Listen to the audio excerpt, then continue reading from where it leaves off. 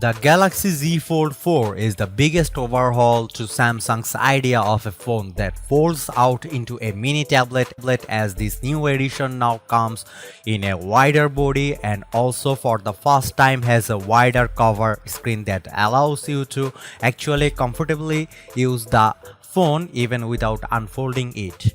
Compare these to previous generations of the Fold series that comes with a narrower body and a cover screen with a weirdly narrow aspect ratio that made typing on it almost impossible, and you will truly appreciate this difference that might seem small at first. The Fold 4 also comes with one of the best Snapdragon processors in recent years, the Snapdragon 8 Plus Gen 1, which gives it a welcome boost in performance, and on top of that it upgrades the camera system with a more capable main camera and a 3x telephoto lens that enables 30x digital zoom. And in a few important software tweaks like a PC-like fixed taskbar that allow you to multitask better than on any other phone, and this is certainly the most mature edition of this type of foldable. But is that enough of a reason to upgrade?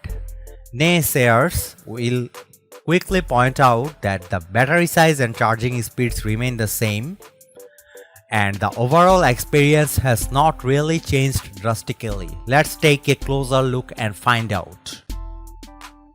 While the Fold 4 and Fold 3 may look similar from afar, turn on the screen and you will notice the differences. The cover screen is wider, a huge improvement from the narrow screen Samsung used before that made typing super hard and even apps looked weird on it. Of course, this change affects the main screen as well. It's still technically a 7.6-inch one, same diagonal measurement as before, but it's more squarish looking and the actual viewing area is bigger because of that. For reading books or browsing the web, this is just perfect. While for watching videos, you will notice a bit more of those black bars around the video, but overall we think this is big improvement from before.